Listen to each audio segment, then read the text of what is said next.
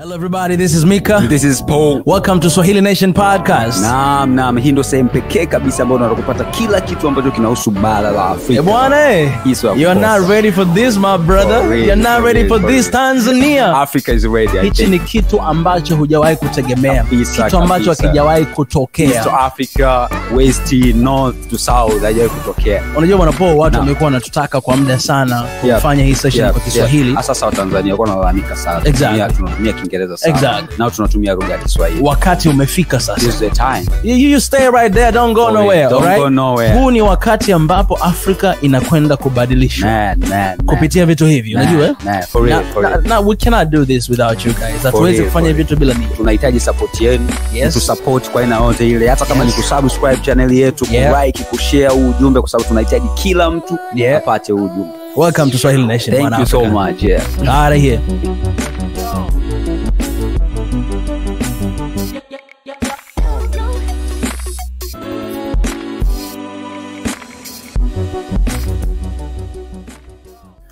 Mambo vipi mtazamaji wa SNN Swahili Nation Network, karibu tena katika episode hii ya 5 ya Swahili Nation Podcast. Niko hapa na team mashuhuri kabisa. Ngoja nianze na ladies first. Ladies first. What's up? How are you? I'm fine. I am amazing. Yes.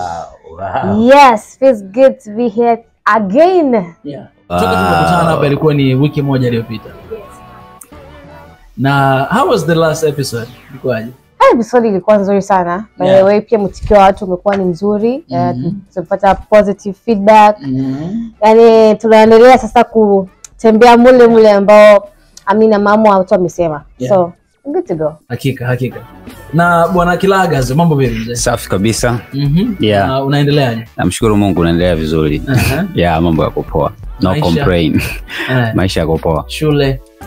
Shule nayo pia iko poa. Iko vizuri. Ni vizuri sana. Basi guys, hii ni episode ya 5 na kwanza kabisa tunashukuru sana kwa support ambayo wewe unatuonyesha. Support yote, kama ni like, kama ni subscribe, kama ni share, kama hata umeangalia na hujasema chochote.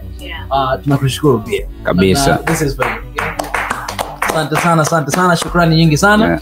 Na leo itakuwa ni siku nzuri sana kwa sababu tuna topic nzuri sana ambayo tunakuongelea. Sure. Na kama kama vile tunavyosema siku zote, Swahili Nation Podcast, kama kuna tagline ya Swahili Nation Podcast ni Tunatoboa Hatutoboi.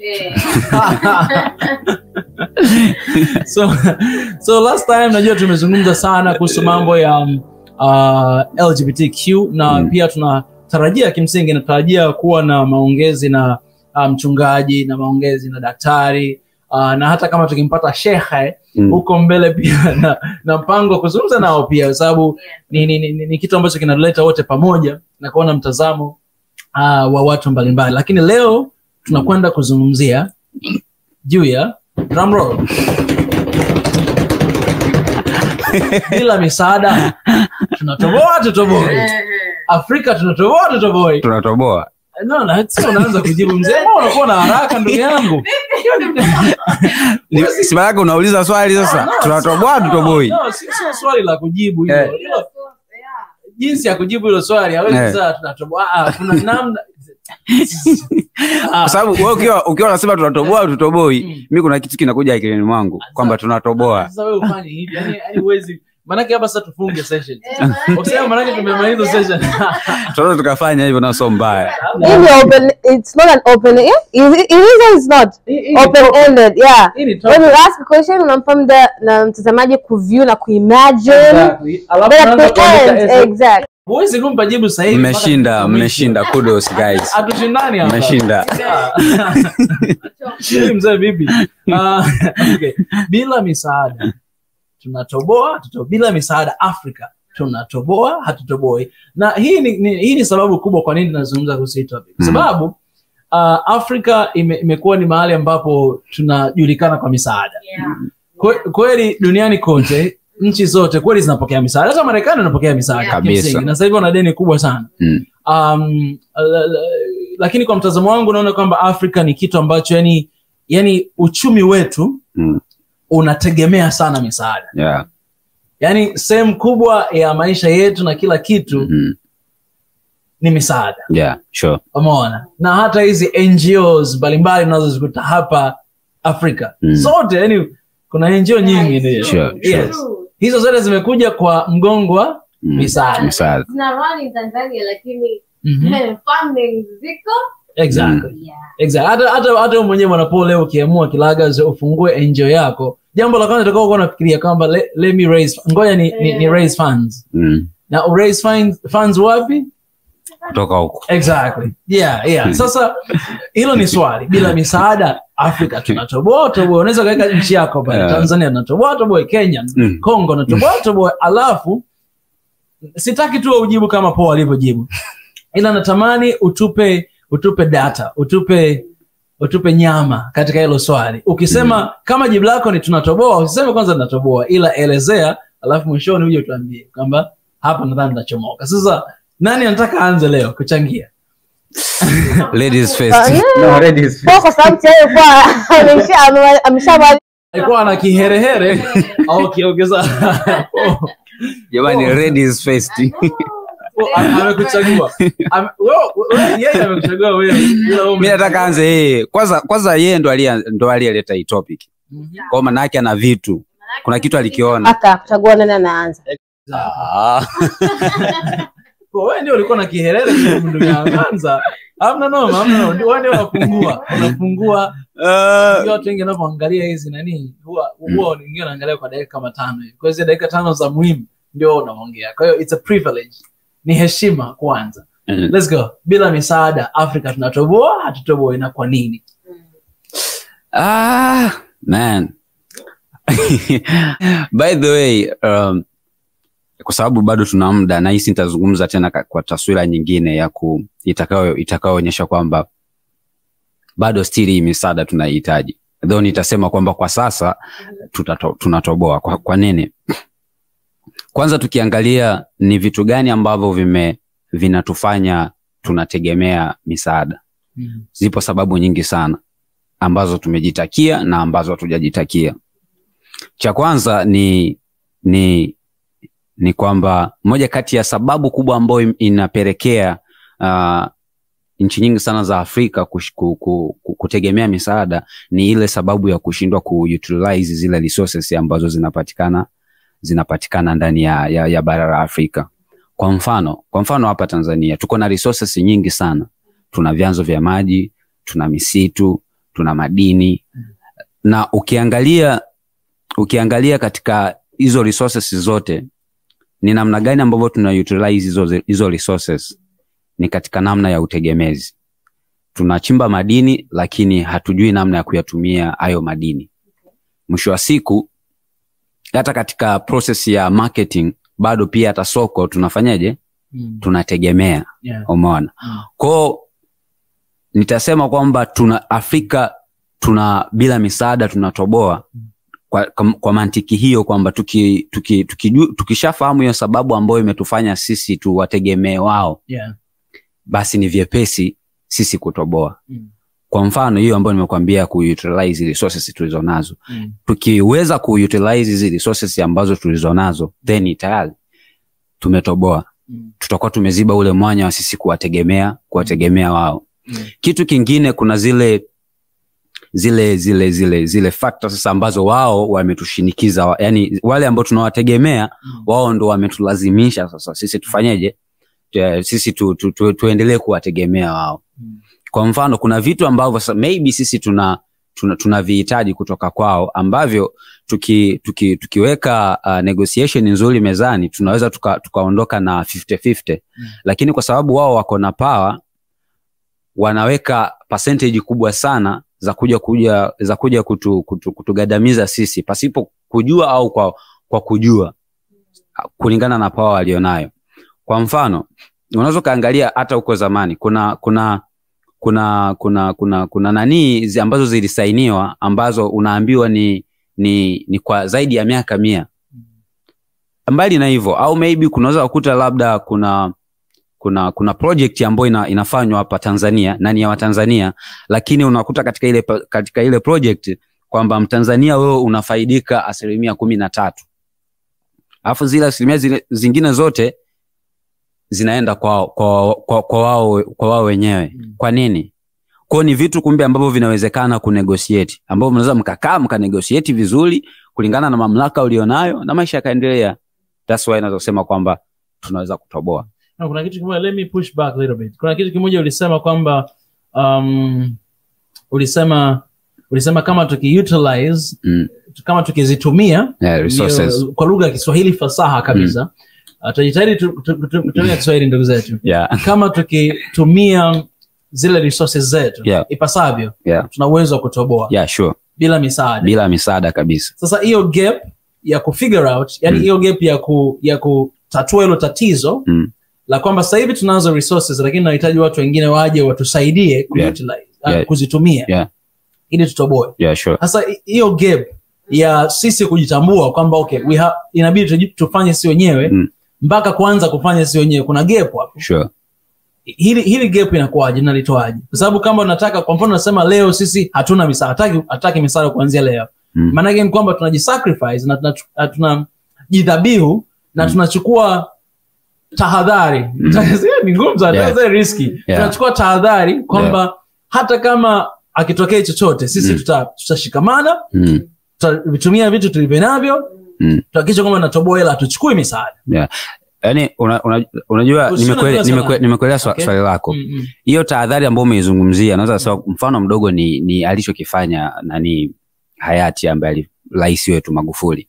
Nadhani ni mmoja kati ya marais ambao walichukua hiyo riski ya kwamba hatuhitaji misaada kwa kiasi hicho kwa kufanya maendeleo yetu wenyewe, na alifanikisha kwa asilimia kubwa sana. Hizi unajua kama alichukua misaada pia.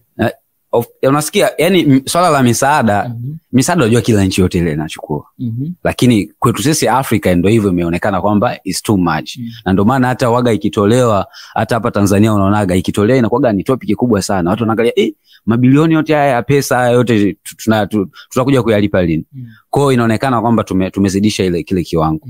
Kwa hiyo risk ambayo unaizungumzia wewe ni kwa mfano hiyo tahadhari unaizungumzia ni kwa mfano, mimi nakumbuka hata kipindi, sio hata sasa hivi, maredio unasikia kuna project ndogo inafanyika yote ile, labda ni daraja linatengenezwa, mwisho wa siku unasikia wanamalizia pale kwa msaada kwa udhamini wa watu wa China la sio Marekani, umeona. Lakini kadri siku zinavyozidi kwenda, kuna wakati unasikia yale mambo yanafanyaje, yanapungua. Au kile kipindi cha Magufuli kwa unasikia labda hizi ni kodi za wananchi, umeona, maana yake ana utilize resources za wananchi wao wenyewe, umeona. Kama ni maengineer wale wanaotengeneza, sio tena wanaenda kutolewa China, ni Watanzania wao wenyewe. Kwa inaondoa ule yani ule utegemezi unapungua kiasi kikubwa sana kuliko kusema kwamba mtu uendelee kutegemea kwa kule. Kwa hiyo unachosema nataka ni kwa sababu ukiangalia facts ni kwamba hata deni la taifa lilipanda sana wakati mzee yupo hayati. Maana yake ni kwamba tulichukua sana hizo loans wakati huo. Lakini yani nataka tu nirekebishe kile unachokisema kwamba poa anachokimaanisha kwamba hata kama hiyo misaada ambayo imechukuliwa, lakini tuliona participation, tuliona uwakilishaji wa wale wazawa wengi sure. Hapa kwa mfano kama unaweza kuchukua project mbalimbali, yani kulikuwa kuna nini, kuna zile sheria kwamba lazima Watanzania wawepo kwenye labda nafasi kubwa kuna hivi na hivi na hivi hapo. Nadhani hicho ndicho ambacho po Kilagaza anasema. Goto msikie Faju wewe unasemaje kuhusu bila misaada Afrika tunatoboa tutoboi na kwa nini? Okay, thank you. Wewe ulisema nichukue point ya Paul moja. Aliyosema kwamba unaangusha. Sawa. Mwanzoni kashasema ana mamlaka hayo, kwa mimi sina neno. Ana mamlaka una mamlaka hata kuja kweweni. Mimi ni nani ukatalie? Sawa. Hiyo point alisema kwamba ni vizuri kuangalia kinachofanya hasa tuhitaji msaada ni nini. It's a good point kwa sababu swali tu la kawaida, ni kitu gani ambacho kinamfanya mtu awe na thamani? Ukiachana na misaada, right? Ni kitu gani ambacho kinakufanya wewe uende ukamfuate mtu fulani, uwe tayari kumlipa hata hela yoyote ile, ili mradi tu akupe service au hiyo huduma alionayo. Ni kwa sababu yuko a step ahead of you. Tayari ana knowledge ya kile ambacho anakifanya na yuko vizuri kwenye lile eneo. Right? Sasa Watanzania tutatoboa. Lakini kuna walakini. Kwa sababu the minute tutaamua kusema kwamba Tanzania tunatoboa bila misaada, we have to make sure kama tuna sacrifice vile vitu ambavyo havituingizi pesa. Kitu kimoja hapo ni nini? Ignorance. Ignorance kwa Kiswahili ni nini? Ujinga. Yeah. Ujinga sio kitu kibaya. Ujinga ni kutokufahamu. Of course. Upumbavu ndio kitu kibaya. Sasa ule ujinga tulionao mwingi ndio pale ambako wenzetu wametuzidi. Ni kama mimi nikiwa nimeshikilia dhahabu mkononi, lakini sijui thamani ya dhahabu. Anayekuja ananiambia usijali hiyo dhahabu, amna kitu. Usijali. Ndio nikusaidie. Chukua hii 200,000 hapo wangu niambie hiyo dhahabu. Utampa? Yeah, sure. Hujui utakibeba, lakini yeye tayari ana akili. Unajua hapo unachosema Kenyatta, Rais Kenyatta wa kwanza wa Kenya alisema kwamba wakoloni walipokuja walitufundisha jinsi ya kuomba na kufunga macho, na tulipofunga macho wakachukua wao wakija nazo. Umenikumbusha hiyo. Sasa the minute ukifahamu kile nilichokibeba, mimi nimebeba dhahabu. Dhahabu ina thamani kiasi gani? Wewe unayekuja kutaka nilichokishika, tutanegotiate my friend. Kimsingi pia naweza kutokukupa.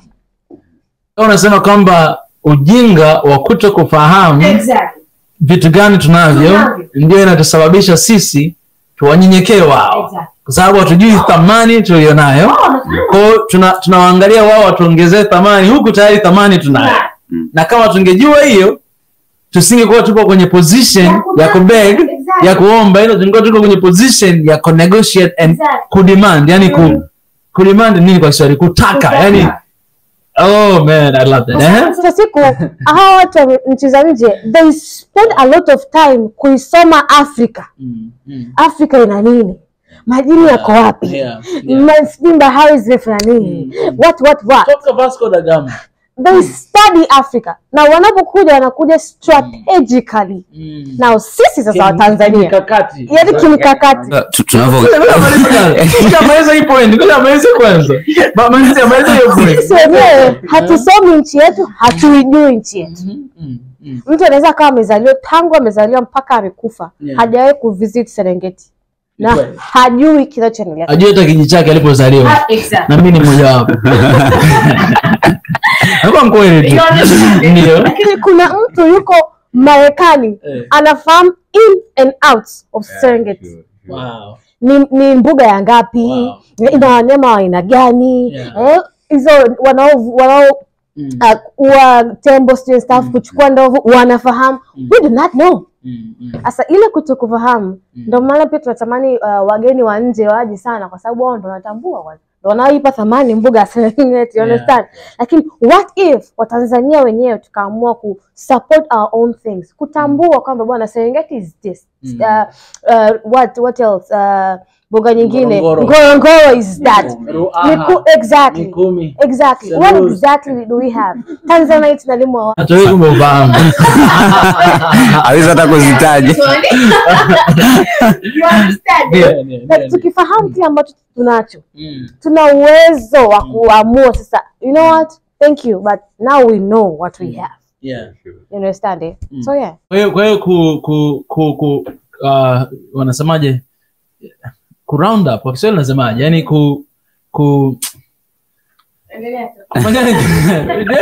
endelea tu Kiswahili jamani. Ku round up maana yake jibu lako ni kwamba bila misaada tunatoboa, lakini kama ujinga ondoka, tukiongeza ufahamu wa kuelewa utafiti wa mambo, basi tumetoboa. Ojo pale nilikuwa na sijaongea bado. No, it's okay, utaongea bro. Mimi nataka niseme, yani ni kitu kidogo tu tutaongea. Kwa hiki ambacho nimekizungumza na alichokizungumza yeye. Maana yake adui yetu mkubwa sana sio hao tunaotegemea Afrika, ni sisi wenyewe. Yani sisi ndo maadui wenyewe wa kuwa tegemezi. Masuala ya ujinga hayo, masuala ya kutokuutilize resources, kwa sababu hakuna mtu atakaye kuja kule atatoka nje afu aje kwambia tumia hii malighafi yako. No, sisi wenyewe ambao tuko huku ndo tunapaswa kufanya hivyo. So adui mkubwa huu utegemezi ni sisi wenyewe wa Afrika. Hicho ndio nilichokuwa nataka nikiaddress. Unajua mimi nitasema hivi, na nashukuru sana kwa kusema hivyo. Ukiangalia budget ya serikali Afrika, Tanzania au nchi nyingine, ni pesa ndogo sana inawekwa kwenye kitengo cha research and studies. Yani ile mambo ya ugunduzi sijui nini, ni ndogo sana, budget ndogo sana. Sifahamu exactly number, ila watu ambao wanatuangalia wanaweza wakacomment pia hapa Tanzania kwa mfano.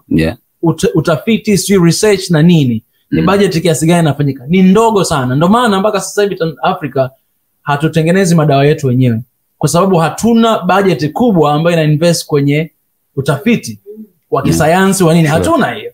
Kwa hiyo maabara sijui nini, hatuna hivyo vitu. Yani hatuwapi. Sasa kinachotokea ni hichi kwamba constantly, yani mara kwa mara tunategemea utafiti ambao umefanywa na wenzetu. Sasa hata utafiti wa nchi yetu sisi hatuna. Bara letu sisi wamefanya wao. Ndio maana hata historia yetu na manga ya Afrika, nasema wanasema Afrika iligunduliwa na nani? Na Vasco da Gama. Lakini jamaa alikuja hapa na akawakuta wa Afrika walikuwa naishi. Sasa kwa nini history inasema kwamba yule jamaa alipokuja hapa ndio aligundua Afrika? Huko watu walikuwa naishi pale. Ukienda kwenye ziwa Victoria wanasema kwamba kwa nini inaitwa ziwa Victoria? Kwa sababu yule jamaa naye alikuja akagundua, alikuwa wa kwanza kugundua ziwa Victoria. Nimesahau jina lake, sijui nani yule jamaa anaitwa. Na akaliita after akalipa jina ambalo lilikuwa ni jina la Queen Victoria au Uingereza. Kama mpaka sasa hivi tuna ziwa linaitwa ziwa Victoria, tunalitukuza jina la Queen ambaye alitawala Afrika. Na si Mtanzania. Lakini pia wala Msukuma. Wala Muhehe. Ukienda pia Victoria Falls, the same thing. Waliita Victoria Falls kwa sababu ya yule aliyogundua akamheshimu Queen Victoria. Akaiyo. Kwa hiyo mpaka sasa hivi tuna maeneo mengi yanaitwa kwa majina ya waliotawala sisi. Kwa nini? Kwa sababu walikuja kufanya utafiti Afrika. Wakalipa jina, hata jina Afrika. Afrika sio jina ambalo limetolewa na black, limetolewa na hao weupe. Umeona? Tusipataongelea hapa jina la kwanza la Afrika liko nini, tutaongelea kwa sababu hii hapo na anafahamika. Sasa nini nasema? Kwa mfano Victoria Falls, jina la kwanza la Victoria Falls ilikuwa inaitwa Mosi Uatunya. Hilo ndio jina original la Victoria Falls. Emrudia tena, maana nimesikia kama vile matusi. Nimesikia kama vile matusi hivi. Na maana yake ni hii, the smoke that thunders. Ndio maana ya Victoria Falls. Mosi Uatunya. Maana yake the smoke that thunders. Hiyo nini kwa Kiswahili unasemaje? Yaani ni moshi unaonguruma. Moshi unaonguruma, kwa sababu kama umefika Victoria Falls utaona kama maji yanamotoka, kuna fog. Inatoka sana, nyingi sana. Mimi na video yake nitaonyesha watu. Inatoka kabisa hivi. Sasa hiyo ndio maana yake mzee. Moshi unaonguruma. Lakini Livingstone alipofika pale, akasema historia inasema kwamba David Livingstone ni wa kwanza kugundua Victoria Falls, Victoria Lake, na akayapa majina. Lakini kuna watu waliokuwa wanaishi pale ambao walikuwa wanatumia yale maji, wamezaliwa pale, ndio waliogundua yale maeneo, ila historia haisemi hivyo. Sasa nasemaje? Nasema kwamba kama Afrika inaweza kuinvest kwenye research, yani a lot of money, hela nyingi sana, kuna uwezo mkubwa wa sisi kugundua vitu vingi sana. Kwa sababu mpaka sasa hivi nakwambia, ukiona kwa mfano wazungu wanakuja kwenye nchi yako na wanataka eneo, kwa mfano wanataka eneo la Masaki, think twice kabla hujawapa. Wamefanya research, wamejua hapo kuna nini, kuna madini gani, kuna utajiri gani, na wengi wao wakishaweka vitu vyao hapo, huruhusiwa hata kuingia. Kwenye hizi military base ambazo zipo Afrika, zipo kila mahali hizi military base, kwa Kiswahili nini? Hii kambi za jeshi, sio? Kambi za jeshi zipo kila mahali. Okay, kuna kwa mfano ukienda tu nchi ya Djibouti, kuna wa Marekani, kuna wa Faransa, kuna wa Japani, kuna wa China wenyewe wamenani. Hapo ipo maeneo moja. Kuna hizi kambi za jeshi zaidi ya 8 kwenye nchi moja, ka Djibouti. Na ni kanchi kadogo tu. Kwa nini wako pale? Kuna vitu wanavitafuta pale. Kuna vitu viko pale ambavyo wanavichukua na sisi hatufahamu. Sasa hizi tafiti zote za Afrika, haya madini yote yanayogunduliwa, tafiti zao nyingi wanaofanya ni nani? Ni wao. Ndio maana they have power on us. Na ndio maana tunaenda kwao kuomba msaada kwamba jamani njooni mfanye tafiti. Kabisa serikali za Afrika zinafanya hivyo. Yani zinaomba serikali ya Marekani njooni mfanye tafiti hapa. Lakini nchini kwetu na watafiti watu wanaosoma. Watu wenye knowledge ambao wanaweza kufanya hivyo, lakini tatizo hakuna pesa. Hakuna budget ya hao watu kufanya. Kwa hiyo tunawataka waje kufanya tafiti. Na wakija kufanya tafiti wakigundua wanakupa deal. Sasa ubaya sana kwenye hizo deals ndio hizo ambazo wanasema 13% ni ya kwako, asilimia ngapi ya kwetu. Kwa maana yake ni kwamba ule uongozi unakuwa juu yao. Sasa mimi nikijibu je, bila misaada tunatoboa Hatutoboi? Bro, hapo ulikuwa bado hujajibu tu. Bali kwanza jibu. Yaani hapo natoa nyama bado. Umetoa nyama, umetoa madini, umeongeza madini. Sasa hivi zinatoa nini? Steak au? Unaweza kuongeza nyama. Mimi naomba nisijibu kwanza. Nitajibu baadaye. Tunatoa nitajibu baadaye. Ila nataka tuongeze nyama kwanza. Okay. Nadhani hivi vitu ni vya msingi sana kuviongea. Kwa sababu ukishakuwa kwenye kama wewe upo kwenye man. Kuna point fulani imeniruka. Lakini kama wewe upo kwenye seat ya uongozi, unaviona hivi vitu vyote. Sure. Na hiyo ni perspective nyingine ambayo tunataka tuongee kwamba unaona hivi vitu vyote vinaendelea, unaona kwa mfano kuna pandemic imekuja, magonjwa yameshtuka, ya mlipuko. Ndio. Una budget ya emergency haipo, hauna fedha, unafanyaje? Unakimbia kwao. Jamani kuna hii shida. Hivi na hivi na hivi. Unapokuja fursa unakuja na condition zao. Sure. Unakupa condition zao. Watakamilisha, ndio watu watapona, utakuwa umesave life. Kwa hiyo kuna zile situations za kuishi na kufa. Kama kuna situation kwamba hapa nisipokimbia, nisipofanya hivi tunakufa. Sure. Ni bora niende nikaombe ili angalau watu wapone, hapo tutajuana baadaye. Sure. Lakini sasa hiyo yote ni ule ukosefu wa mipango. Sure. Ukosefu wa kufanya hizi research. Kama tulikuwa tuna hizi places ambazo zinapata mikopo mingi, fedha nyingi za kufanya research, tungekuwa na uwezo wa even kutambua vaccine. Vaccine nasema hii ni kinga. Una uwezo wa kufanya hivyo. Okay, wa India wamefanya wenyewe, walitengeneza vaccine yao wenyewe. Wa Germany, chanjo yao wenyewe. Wa Germany wametengeneza chanjo yao wenyewe. Wa China wametengeneza chanjo yao wenyewe. Wa Marekani wametengeneza chanjo yao wenyewe. Hata Tanzania tuitengeneza kwetu.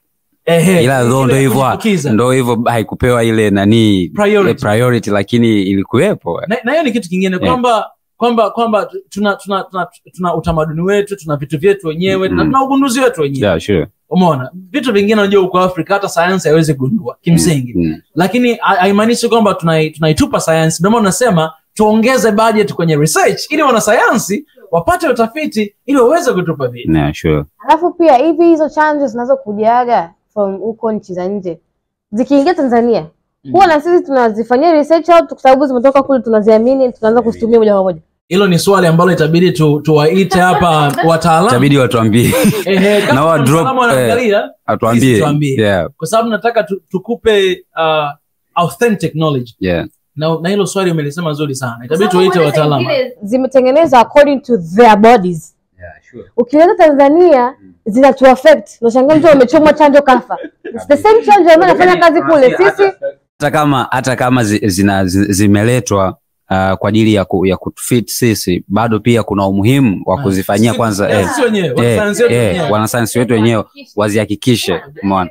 Kwa hiyo umenikumbusha nani iPhone wakati imetoka unajua, na wakati wameintroduce ile option ya face opening. Yaani kama unaweka face afi na open. Wakati umekuja tu mimi nilikuwa nipo Korea kipindi hicho. Black people ilikuwa inatukataa. Yaani ukifika iPhone unafungua hivi.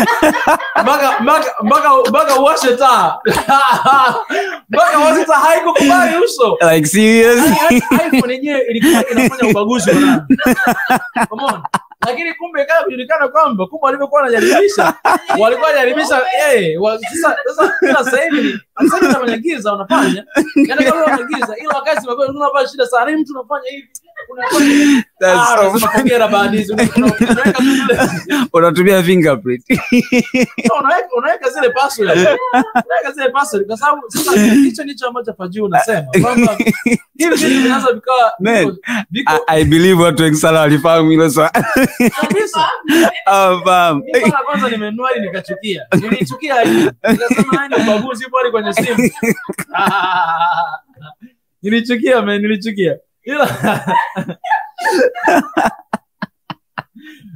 The point ni hii.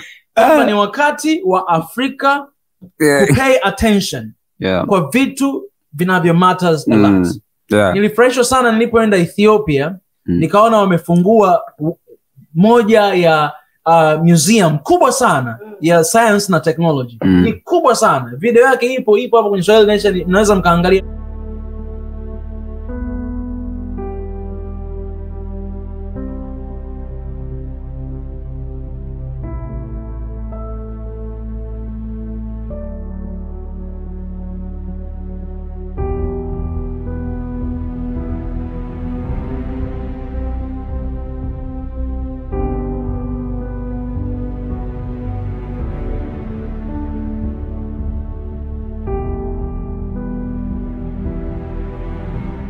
Alright guys, here we are at the Science and Technology Museum.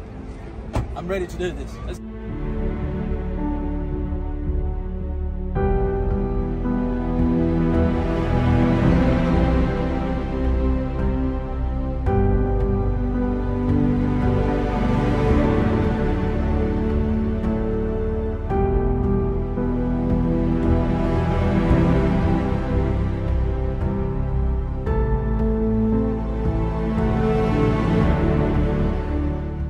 Who told you Africa we cannot do?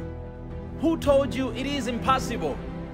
Who told you we cannot shine on the international level?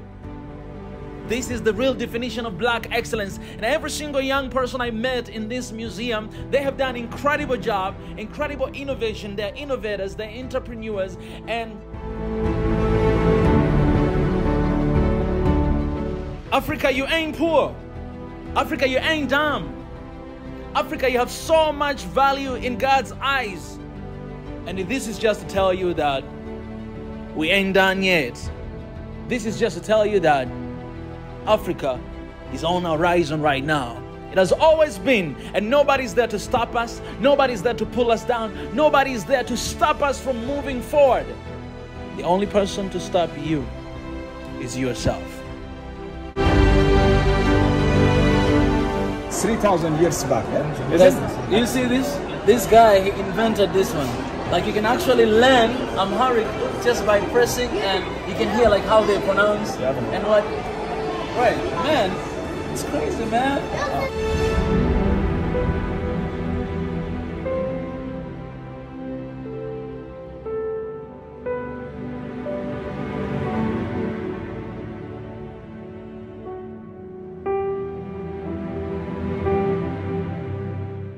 That's why you are trying, yeah? Oh yeah, let me try. This is the only African letters we can have, right? Oh yes, this is the only African owned by Africans, right? Yeah. Come on, somebody. Now I need to learn Amharic, man. You can also, by pressing these buttons, you can find stories, parrots. Oh. Yeah, you can find stories. Come on, man. You can find poems. You can find children's songs. You can find